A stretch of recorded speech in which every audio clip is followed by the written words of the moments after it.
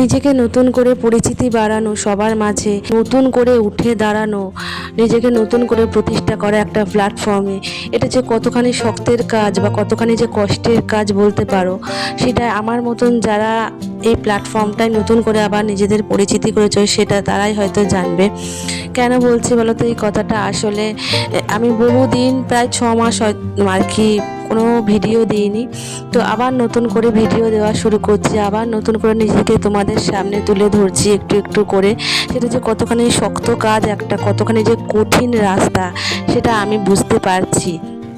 আর 6 মাস কেন ভিডিও দিইনি, অনেকটা বলতে পারো আর কি কিছু ব্যক্তিগত ব্যাপার ছিল, যার জন্যই আমি এই 6 মাস কোনো ভিডিও দিইনি, সেটা আর আমি বলতে চাইছি না। সেই কারণেই আর বলছি না তোমাদের সামনে। তো আমি ভাবলাম যে না, নিজেকে নতুন করে আবার প্রতিষ্ঠা করতে হবে তোমাদের সামনে। বা আমার চ্যানেলটা খুব একটা বড় নয়, কিন্তু তবুও আমার অনেক বন্ধু আছে যারা আমাকে প্রায়ই কমেন্ট করে বলতো, দিদিভাই তুমি কেন ভিডিও দিচ্ছ না, দিদিভাই তোমার কি হয়েছে, তুমি ভিডিও কবে দেবে, তোমার ভিডিওর অপেক্ষায় আমি আছি। এই যে কথাগুলো, এগুলো না আমাকে নতুন করে আর কি অনুপ্রাণিত করতো। মানে কি বলতো, খালি মনে হতো যে না আমি ভিডিও দিই, আমার জন্য কেউ তো একটা অপেক্ষা করছে ফোনের ওই পার্টটায় বসে, যে আমি ভিডিও দিচ্ছি না, আমার ভিডিওর অপেক্ষা করছে, দেওয়ার অপেক্ষা করছে। এই যে আর কি একটা মুহূর্ত বলতে পারো, এগুলো আমাকে না ভাবাতো। কি বলতো, মানে এই যে একটা ভালোবাসা, এটা কজনে পায়? তুমি একটা মানুষের ভালোবাসাও যদি নিঃস্বার্থভাবে পাও না, সেটাও যেন তোমাকে মনে হবে যে না, মানে গর্ববোধ মনে হবে ভেতর থেকে যে না আমাকে কেউ একজন তো ভালোবাসে। তো সেটাই আমি আমার প্রত্যেকটা সাবস্ক্রাইবার বন্ধুদের ভীষণ ভালোবাসি, ভীষণ বলতে ভীষণ ভালোবাসি। তো নিজেকে কিছুটা গুটিয়ে নিয়েছিলাম, কিন্তু তারপরেও ভাবলাম যে না, যখন তোমাদের এই কমেন্টগুলো আসছে না, যেন মনে হচ্ছে যে না, কেউ তো একটা অপেক্ষা করছে ফোনের ওই পার্টটায় বসে নিয়ে আমার জন্য, যে না আমার ভিডিও দেখবে বা আমাকে দেখতে চাইছে, আমার কথা শুনতে চাইছে। তখন মানে একটা আনন্দ ভেতরে, মানে অন্যরকম একটা ভাবনা কাজ করতো, অন্যরকম একটা আনন্দ বোধ হতো ভেতর। তো যাই হোক, আজ অনেকগুলো কথা তোমাদের সাথে আমি শেয়ার করে ফেললাম, ভেতরের কথা বলতে পারো বা ভেতরের অনুভূতির কথা। তো ভালো লাগে মাঝে মাঝে এই কিছু কিছু কথা শেয়ার করতে, নাহলে না ভেতরটা ভারী হয়ে যায়, জানো তো। তো চলো, সকালবেলা দেখতেই পেলে যে আমি এই যে গ্যাসের ওইখানটা পরিষ্কার করলাম, ভীষণ তেলচিট হয়েছিল জানো তো, একদম সাবান গুঁড়ি দিয়ে ভালো করে পরিষ্কার করলাম। তারপরে দেখতেই পেলে এই যে বিছানাটাও তুলে নিলাম, বেসিন পরিষ্কার করলাম, আর এই যে রাতের কিছু বাসন ছিল সেইগুলো মাজতে বসে গেছি। তো বর এখানে আছে, বরের সাথে কথা বলছি আর বাসন কোসন আর কি ধুচ্ছি। তো কি কথা বলছিলাম বরের সাথে, সংসারেরই কিছু কথা এখন ভুলে গেছি। তো যাই হোক, বাসনগুলো ধোয়াধুয়ি কমপ্লিট করে নিয়ে গিয়ে হাত পা মুখ ধুয়ে না একটু চা খাবো। চাটা খেলে না যেন মনে হয় একটা আলাদা করে বলতে পারো এনার্জি পাওয়া যায়, এটাই একটা ব্যাপার। তো এই যে বাসনগুলো দেখো সব বরকে দিয়ে দিলাম, ও ঘরে রেখে দেবে।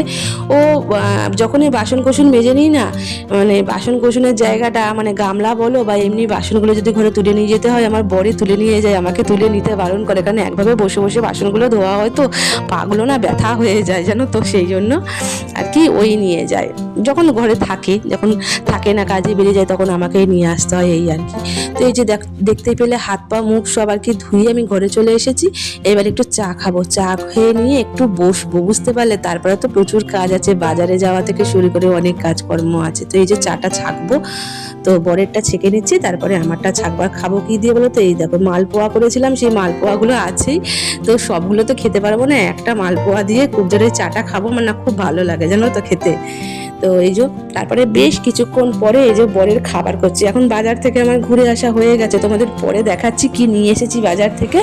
আর এই যে রুটি বরকে একটু তেলে ভেজে দিচ্ছে, আমার বর না শুকনো রুটিটা খেতে পারে না, একটু যদি তেলে ভেজে দিই না আর যদি একটু চা করে দিই, সেই চায়ে ডুবিয়ে ডুবিয়ে আমার বর খেয়ে নেয়। জানি এটা খুব একটা স্বাস্থ্যকর নয়, কিন্তু তবু কি বলতো, আমার মা কি বলতো বলতো ছোটবেলায়, যে খাবারটা যদি মানে তৃপ্তি করে খাওয়া যায়, সেটাই বড় ব্যাপার, মানে অন্য কিছু আর নয়। মোট কথা যেন খাবারটা পেট পর্যন্ত ভক্তি ভরে তৃপ্তি করে যেন খেতে পারি, এমনি একটা ব্যাপার।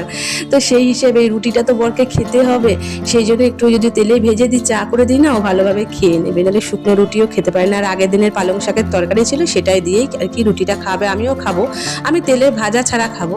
আর এই দেখো সবজিপাতি আর কি তোমাদের দেখাচ্ছি, আজকে পুঁই শাক পেয়েছি জানো তো, একটুখানি মিটুলিও ধরেছে, তো সেগুলোই তোমাদের দেখাচ্ছিলাম। আর নিয়ে এসেছি সজনে সজনে ডাঁটা, একটু কুমড়ো আর একটু ধনেপাতা, বাকি আলু পেঁয়াজ এগুলো সব আছে তাই আনিনি।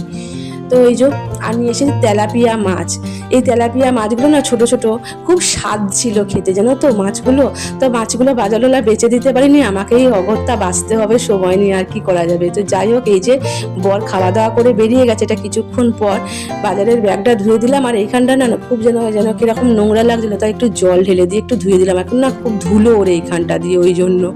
তো এই যে দেখো মাছগুলো ধুয়ে নিয়ে এসে হচ্ছি আর কি, ওই জল দিয়ে নিয়ে তারপরে বাছাবাছি করে নিয়েছি, সেটা তোমাদের সঙ্গে শেয়ার করে নিয়ে অনেকক্ষণ টাইম লেগেছে না। তো এমনিতে তেলাপিয়া মাছে জানো অনেক আঁশ থাকে, সেগুলো ভালো করে ধুইয়ে বেছে নিয়ে নুন দিয়ে কচলে ধুয়ে তারপরে যে ভালো করে ধুয়ে নিয়ে এসে নুন হলুদ মাখিয়ে রেখে দিচ্ছি। এবার স্নান করতে যাব, তারপরে পুজো করে রান্না বান্না করা শুরু করব। তো এই যে এখন বেশ কিছুক্ষণ পর স্নান করে এসেছি। আজকে না মাথাতে একটু শ্যাম্পু করেছি, মাথাটা যেন চিটচিট করছিল। এখন কি জানো তো, শ্যাম্পু করা চুল না মানে 1-2 দিনের বেশি মানে শ্যাম্পুর মতন থাকছে না, কিরকম যেন একটা তেল তেল ভাব হয়ে যাচ্ছে, এমনি একটা ব্যাপার। তো সেজন্য একটু শ্যাম্পুই করে নিয়েছি। আর তারপরে পুজো করে নিয়ে এই যে আগে ভাতটা বসিয়ে দিচ্ছি, তারপরে ভাবছি যে চুলটা আঁচড়াবো, সিঁদুর নেব। তো আগে ভাতটা ততক্ষণ বসিয়ে দিয়ে হতে থাক, তারপরে না হয় অন্য কাজকর্মগুলো যে বললাম, চুল আঁচড়াবো, একটুখানি ক্রিম মাখবো। একটু ক্রিম না মাখলে হয় না গো, মুখটা না চরচর করছে, সেই জন্য। তো থাক, ভাতটা হতে থাক, তারপরে তো সবজিপাতি রেডি করব। তো এই যে সমস্ত কিছু করে নিয়ে আমি সবজি বাটি ওটাকে রেডি করে নিয়েছি, মানে তাড়াহুড়ো করে করছি, একটু বেলা হয়ে গেছে তো এই কারণে।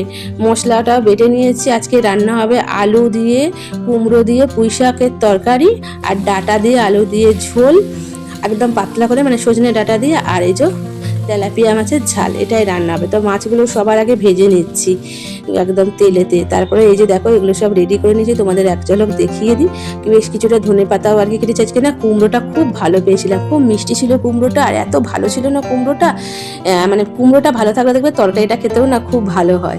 তো এই যে পুঁই শাকটাও খুব কচি ছিল, এখন তো সবে নতুন পুঁই শাকের এই ডগাগুলো উঠছে, এত সুন্দর, এত কচি ছিল না যে কি বলবো, একদম সবুজ মতো ছিল।